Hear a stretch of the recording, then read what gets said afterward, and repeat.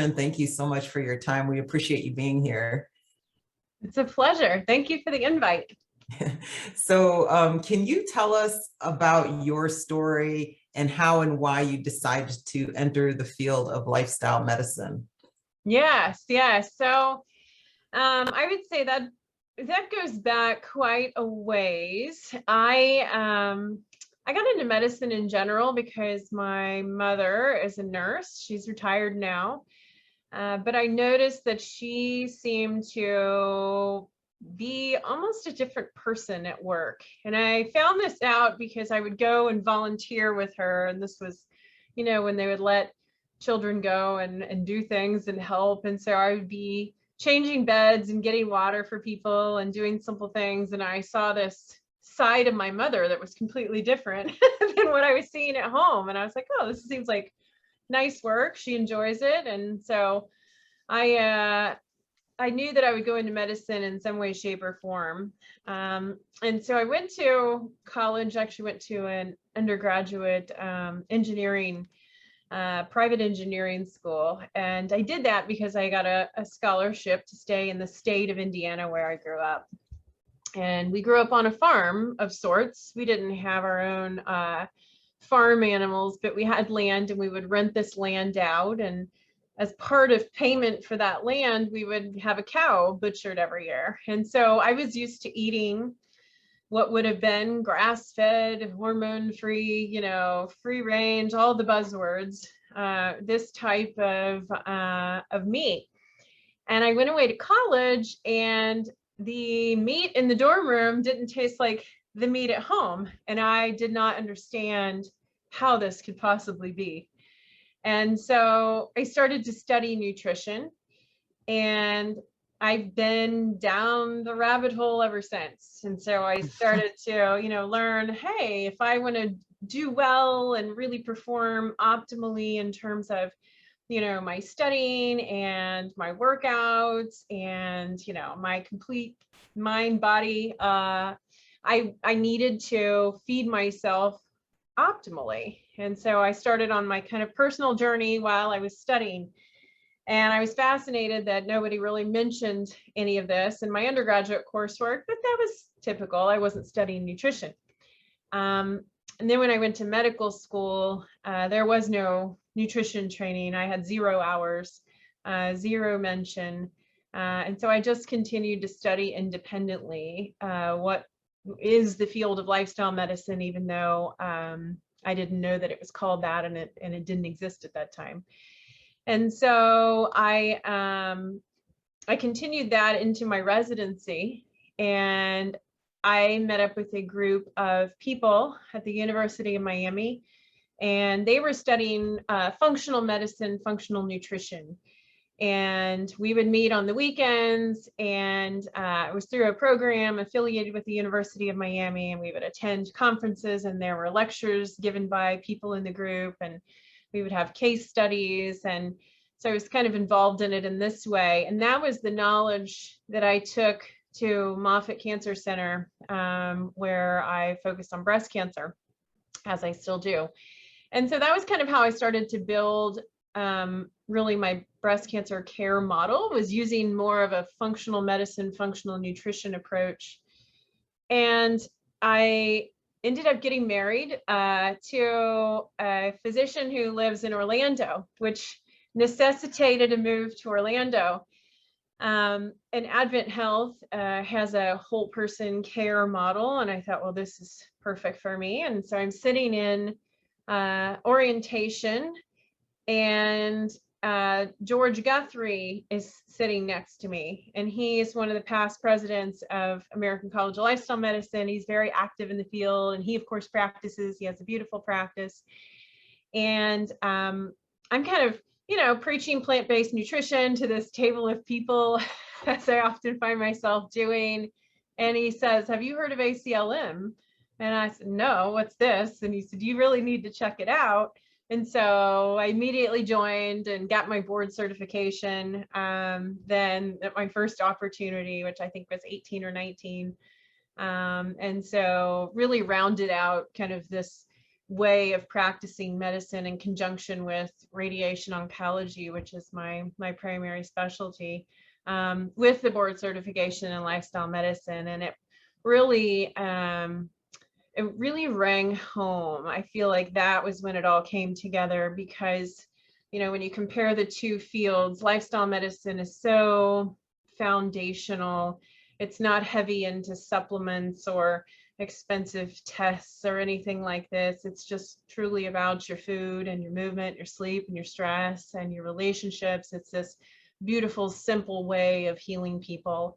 And I just naturally gravitated more towards that. And it was really how I was practicing, but didn't quite realize that's what it was. And I know a lot of lifestyle medicine physicians kind of have a similar story. So it's an interesting thing, but certainly has enriched my life immeasurably. Yeah, I want to go back a little bit to what you said earlier, in terms of how you grew up eating like the grass-fed beef on the farm and then going to school and noticing a difference. I'm curious, like how did you dial into this connection between your food and your health, like your physical health, your mental clarity, all of that? Like how did you, I'm curious, were you playing sports? Are you just an intuitive, like in touch kind of person? Like how did that come to be? So I was feeling differently when I was eating basically the same things on the college campus versus at home. Mm-hmm. And I thought, well, this isn't right because there's not a whole lot that has changed, but Mm-hmm. maybe the way that I eat needs to change given my current situation. Okay. Mm-hmm. You go from high school, which, can certainly be very difficult, into engineering school.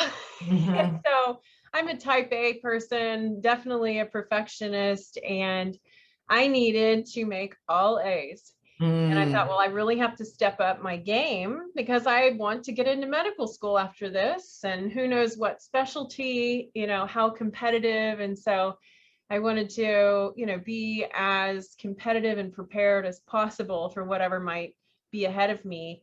And I was just very aware that for me to accomplish that, I had to be, functioning with all cylinders firing. And Yeah. so the food, if I ate something and didn't feel good, I knew, well, I need to stay away from that because my sleep needs to be on point. I've always been big into working out, never any organized sports, but Mm-hmm. just very aware that I need cardiovascular and strength Mm-hmm. and flexibility. And that's always been really my mindfulness practice. And that's Mm-hmm. changed over time from what it was then.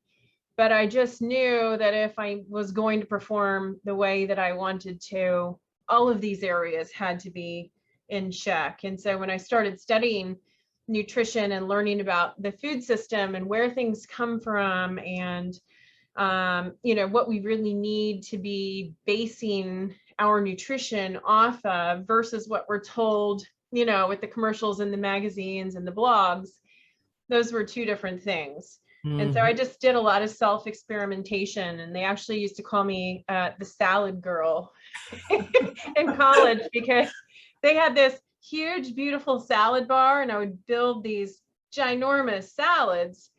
And that's what I would eat twice a day. I would have my huge salads with my bean burger. And I think I was still eating some tuna. So I was having my tuna and my bean burger with my salads. And so over time, I just kept refining. And I'm always refining. I eventually became gluten-free. Maybe that was 7 years ago. So now at this point, I'm like whole food, plant-based, gluten-free. I've been raw vegan at certain periods in my life when I had the time. So I think we've never arrived, no matter Yeah. what we're working towards. And that's the beauty of it. It's the journey, not the destination, as they like to say. And so that's definitely how I approach my personal nutrition, because our bodies are changing all the time as well. Yeah. And so we Yeah. can't expect to fuel them identically to what we did when we were 20 or 30. Right, right. I love that because what I'm hearing from you is that you were already dialed into your purpose, like your why, and then you started looking around like how can I be the best version of myself, knowing that this is what, I'm destined to become, and how do I get there in a way that allows me to operate at a higher frequency. And you looked at all those areas of your life. You looked at your food, you looked at your exercise, you looked at your sleep, and all those things to help position you to get to where you are and where you're probably going to go, next, and so forth. So I think that's really awesome. I think a lot of times, people don't quite have that solid foundation in their why and their purpose. I know I didn't have that, but what was interesting was I didn't really get my why until after I got healthy. It's like then I all of a sudden I had this mental and spiritual clarity, and then my why became more evident. But with you, and I think that's awesome, you knew, and you were like, okay, I'm going to get to there. I'm going to get to my goal. And in order to do that, I need to look at all areas that influence my ability to get there. So that's awesome. That's great. Yeah, So I think it's like generally, there's so many iterations of that happen throughout your life, mhm, and I'm always talking to my patients about this when you're faced with a breast cancer diagnosis. Okay, we have your attention mhm, and your foundation is shaken, and you're going to feel completely discombobulated in your life. And you might have lost that sense of purpose, and you might not know where your passion is anymore. And if we can, either get to that first or elevate your behaviors so that the fog clears and you can see that clearly, then I think that's the best thing that we can do when we are caring for another person, is, to either help them get out of their own way, or, to provide them the tools and the resources so that they can, figure out where it is that they want to go next. yeah, I love that. Yeah. Yeah, that's awesome, Dr. Orman. And just to get a little deeper into what you just mentioned, what impact have you seen with your clients since you've been using that integrative model of lifestyle medicine in your plan for them? What impact have you seen? We'd love to hear some stories. Yeah, I mean, it's been absolutely amazing. If I didn't practice medicine in this way, I know in my heart that I would be burned out and a completely different human on this earth. And so it's been so fulfilling on both sides of the equation. And so we have multiple patients. I used to do this on an individual basis. So when I was working at Moffitt Cancer Center, that was before I had kind of formalized what I do into an 8-week group oriented program. And I was just working with each patient individually. And so, that's wonderful if you have the time to do it. And, we would see people losing weight, of course, and reversing diabetes, and their cholesterol normalizing, and their blood pressure normalizing, and literally just getting off of most, if not all, of their medications. It's like not an uncommon thing, but it's such an amazing thing given our current status of health in this country and our healthcare system, and the way that we're certainly more reactionary than proactive in our approach. But to take a person from a certain point and really propel them into health on the heels of a devastating diagnosis is an amazing thing. And so, yeah, we have many stories of this. I have one patient who, she's very young. She went through my program here at Advent Health, and she was so inspired that she's now a health and wellness coach herself, and so she's a career change as a result of this. But I think the real beauty in this approach is that when you change, well, we don't change. When a person changes with your help, if you help guide them into that change, it trickles down to everybody in their life. Because if you think about the healthiest, happiest people you know, you want to be around them and you want to ask them, what are you doing? And why, why do you have this different energy? And what can I learn from you? I need a little bit of that. And so it's like you're creating this little army of health warriors, and they go out and they enact change in their families, with their immediate, household, but also with their friend circle and the people that they work with and their distant relatives. And maybe they even become a health and wellness coach. And so we have a lot of really amazing stories. And what's come out of this program, we're coming up on our 2-year anniversary. We started in July of 2020. And so we have an alumni group. So people go through the 8-week program, and then they graduate into the alumni group. And so we have this growing group of people who support each other. We have like a social media platform they interact on, but we get together once a month and we talk about a new topic. Everybody shares their progress, their story, their new favorite recipe, how they've touched somebody else's life. Maybe they're struggling and they need some support. And so it is like countless amazing stories, which is so wonderful. Yeah, that's wonderful. You're definitely changing lives with that. And I love the point you made about the ripple effect it has around the people that are around them, their family, their coworkers, their loved ones, the people in their community. It's so true. It is so true. I think Cersei and I are probably, kind of in that camp as well. Yeah. With our stories, reversing our chronic diseases and then moving into this space. So we can totally relate to that. Let's switch gears and talk about prevention. So, prevention of breast cancer in particular. What would you say are some of the risk factors, and then what could people do to reduce their risk of getting breast cancer? Well, there are quite a few things that you can do. We have various amounts of data in different areas. One where we are very clear is body weight. And so when you are not at a healthy weight, when you're overweight or suffer from obesity, then this raises your risk of breast cancer, especially in postmenopausal women. And as we know, excess body weight raises your risk of a lot of other things. We have to remember that heart disease kills most breast cancer survivors. That's our #1 cause of death.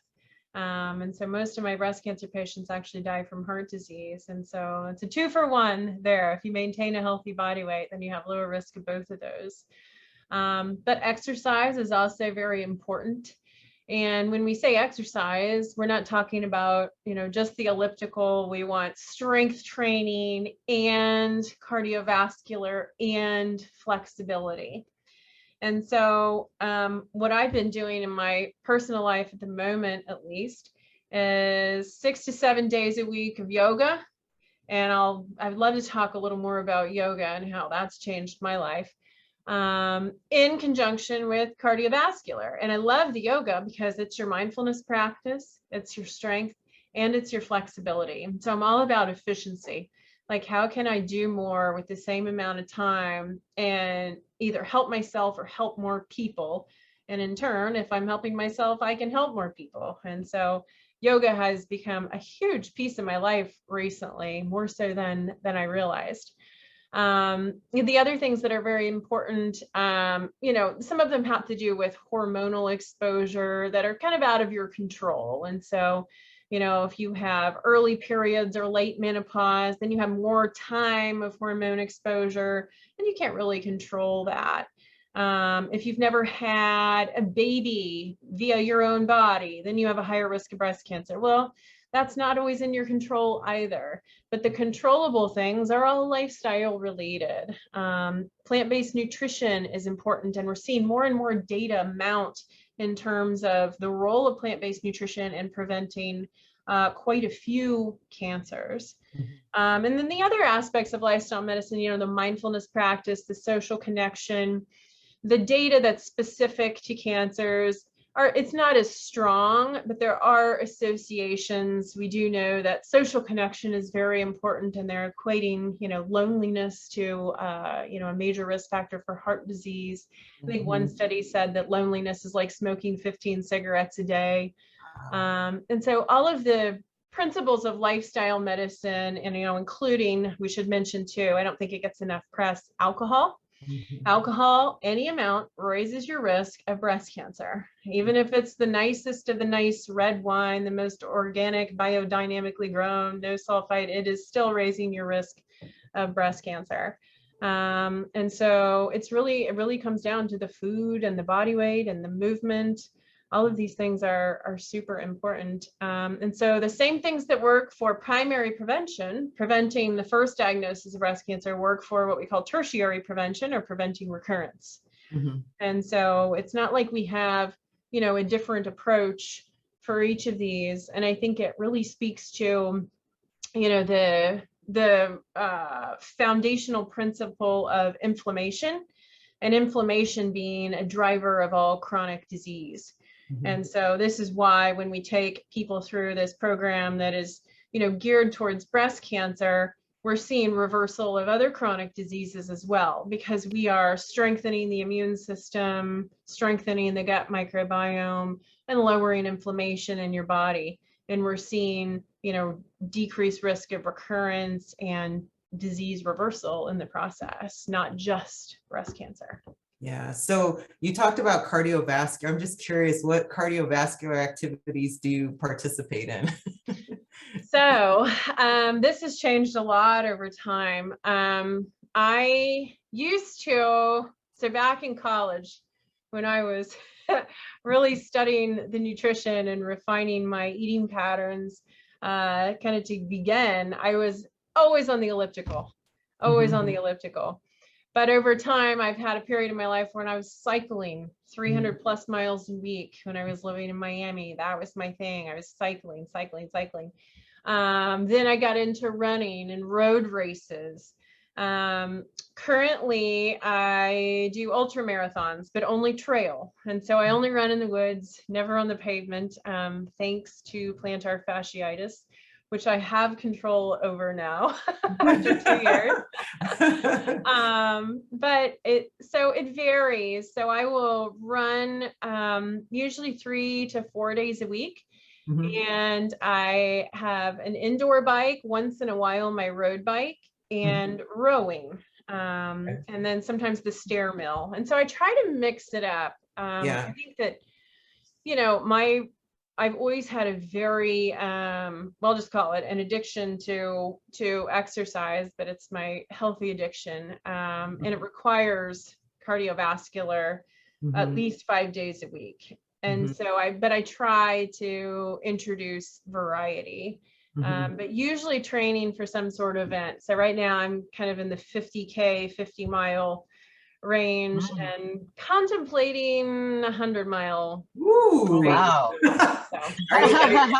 That's awesome. Are you thinking about doing like one of those Western states kind of races or anything like that? Yeah, I'm sure you're familiar with like Scott Jurek and some of those ultra guys. Yeah.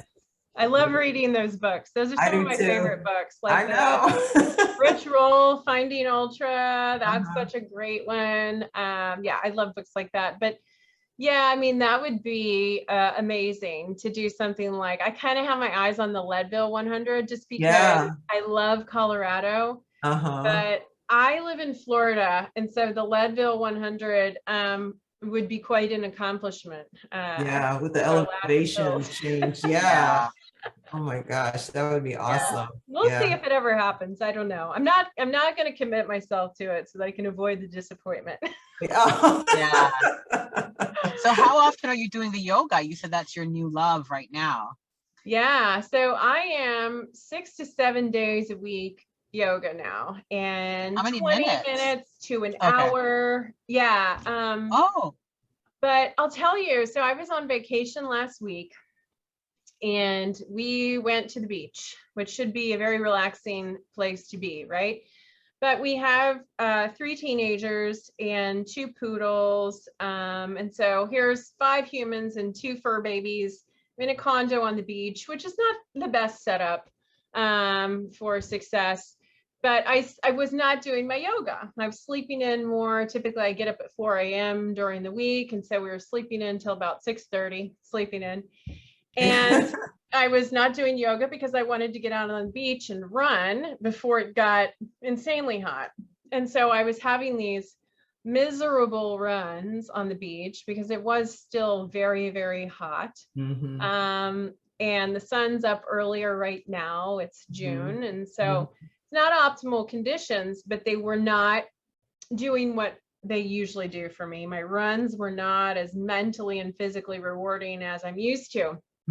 And I was kind of caught off guard by this and didn't understand, you know, I was irritable, and I thought, well, it's just because we're all in a condo and I have 3 teenagers that constantly need to be eating food, and, you know, they're watching these annoying things on the TV, and, you know, it's so loud, and I just didn't have quiet. And I thought, well, that's why I'm irritable. And so we get home, and 3 days of yoga in, and I'm like, oh dear, yoga has become obligatory for me now. And so I didn't realize the difference that the yoga is making for me. And I'm about, I think this is my 9th month of really consecutive yoga nearly on a daily basis. And so removing that really had an effect on me.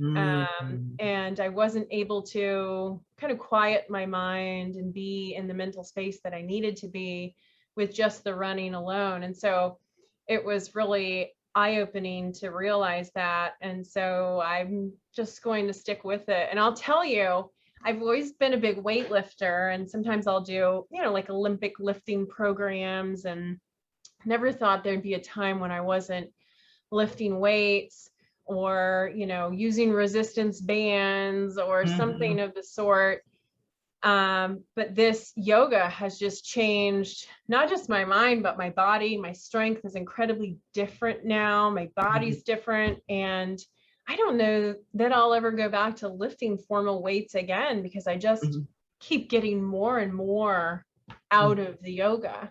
So now I'm recommending yoga to most of my patients, and I have some converted patients, which is exciting to watch. Well, you're inspiring me. Me too. I'm like, I'm gonna get back into the yoga myself. Yeah, I was really into it back when I lived in Southern California. A friend of mine, we would go to a Bikram yoga, like a hot yoga class, which I know is a little more controversial now, given kind of what's been talked about with the person that started it. But it was like, it was so just mentally a great way to just kind of decompress.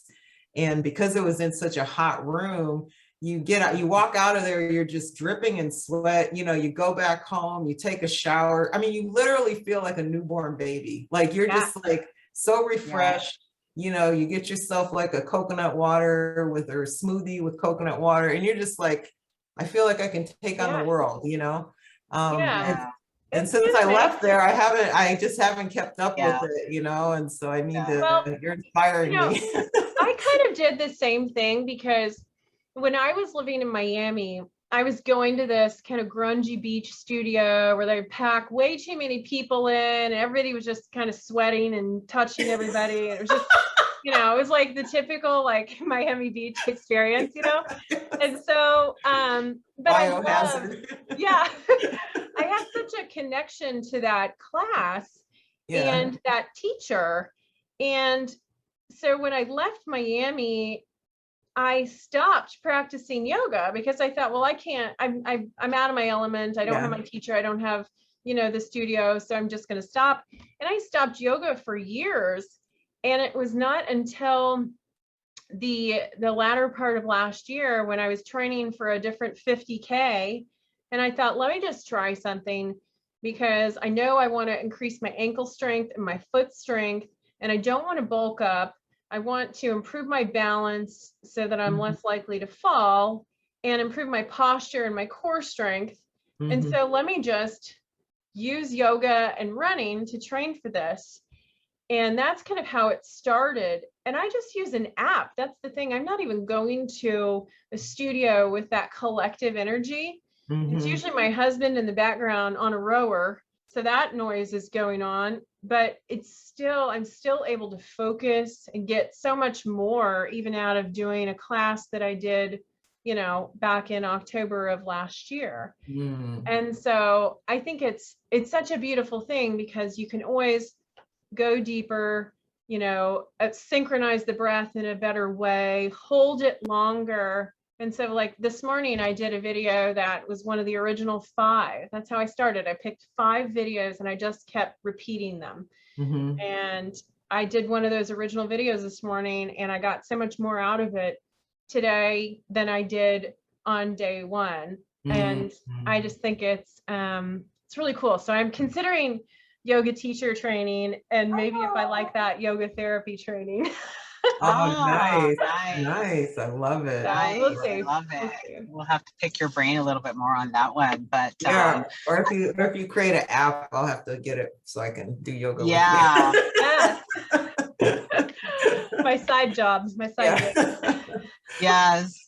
But I wanted to ask you as well, what impact has it had on your family? What does your family look like? I know you said you have 3 teenagers, your husband, the 2 poodles. What does lifestyle medicine as a doctor look like in terms of your family? No, that's a great question. So quick backstory on my family. I inherited these 3 children. My husband was married before and they were much younger. They were not teenagers at the time. And I was in the process. Actually, no, I wasn't. I did not know about lifestyle medicine when I met them. Yeah, because that was years earlier. But I was already plant-based, right? Personally. So I was personally plant-based and they were very interested in it. And, the kids were young and eager to learn. And so I was kind of making 2 meals. And so I'd make them their fish and whatever. And then I'd make something plant-based for me. And everybody just kind of wanted to try what I was eating. And so that's kind of how it started. And the family started to convert just kind of organically, not by force, but more by liking the food and by learning about food. And so we would talk to the kids about, where did your chicken come from? And like, do you know how it was raised? And do you know what happens in your body when you eat chicken versus when you eat broccoli? And, and so we really started to teach them about, plant versus animal protein and about the gut microbiome and about environmental concerns and about how the animals are raised, all of it, all of the aspects of plant-based eating that we all, talk about, and how eating plant-based checks off all of those boxes. And so they were getting into it and they were excited about it. And I think that they were more into the, the animal cruelty aspect of it, which is, common for young kids. But then they started to notice that they were swimming better in the pool. So they're all swimmers. And they started to see, hey, my athletic performance is improved when I'm eating cleanly versus eating, the steak and whatever. And so they kind of transitioned themselves, which was very interesting. And so now, I mean, we're completely plant-based. Our youngest child, who's 12, sometimes he'll venture into the world of cheese or ice cream once in a while, but he doesn't feel very good when he does it. And so I'm sure he'll cut that out at some point. But the older 2, if there's even an ingredient on, a label that's pretty far down in the list and pretty minuscule, they won't eat it. I know when we were on vacation last week, yeah, they're like hardcore. I accidentally bought something that had milk, down in the list, and it was a bread that I thought I'd bought before and just didn't check the label. This still happens to me after, 15 years of being plant-based. And so the kids noticed and then they wouldn't eat the bread. So I'm like, just eat it. It's okay. They're like, no. So, yeah. But it's been, I think that it shows them that what you eat matters, Yeah. that you can help the environment with what you eat, that you can do your piece, and that you can perform optimally in school and in the pool or whatever athletics you're involved in, if you're fueling your body well. And none of them have any health issues at all, which should be normal for kids that age, but unfortunately it's not. Yeah. And so they're just like healthy, happy, teenagers. Now they still do what teenagers do. It hasn't cured them of their attitudes, but Yeah. but they're good kids, and it's important to them. And it was completely without force and just via, some kind of simple discussions and showing them that the food really tastes good. Yeah, your point about the food tasting good, it reminds me of, we had a conversation with Dr. Reshma Shah. I don't know if you know her. She is a pediatrician and wrote a book called Nourish with Brenda Davis. Yes, I have the book. Yeah. So we were having the same conversation about family. And she said it starts with just cooking really yummy plant-based food, and that can kind of be the entryway into, a change. And but yeah, them, having that reason around the animal cruelty, and then building on that with the environmental and the swim, improving their swim fitness, that kind of helps, I think, to make it stick. And that's awesome. I love that. Yeah. Absolutely. All Awesome. right.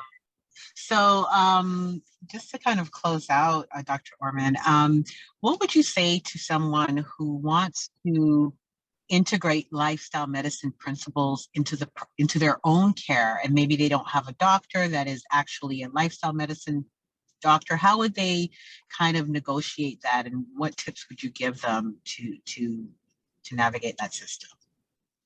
Yeah, I'd say, first try to find a lifestyle medicine physician. There's a couple different websites, but lifestylemedicine.org, which is the ACLM website, you can go to a section on their website that says find a practitioner.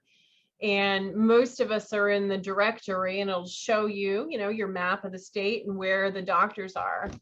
I'd say that there are also quite a few lifestyle medicine physicians who have opened their own businesses, and they are coaching. They're still lifestyle medicine physicians. Sometimes, if you're trying to get out of mainstream medicine, you'll open up a business that's coaching. However, you have all the credentials. But it's more of a liability issue. It just makes practicing a little bit easier. And so that's an option too, to find yourself a lifestyle medicine coach.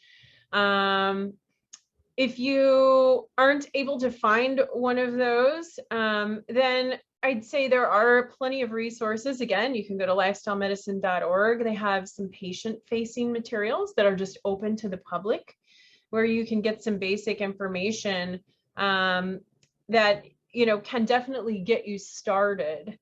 But I like to keep it simple with my patients when I'm just one-on-one, and talk about, what is your goal? Why would you even want to do this? And make sure that you keep that in mind and break that big goal down into small manageable steps. And along the way, check off the boxes, in terms of whatever it is that gets you moving in the right direction. And so, just eat more plants than you did yesterday, move your body more than you did yesterday, consider a mindfulness practice, which for me, obviously, is the yoga now. And look at the people around you, because those are very important influences in your life. And this is something that I'm, doing personally all the time too. Where are you spending your time? With whom? Because those are little pieces of yourself that you're giving away. And so how can you elevate your interactions with others in this world so that you're able to be, a better version of yourself and able to help others in a greater way?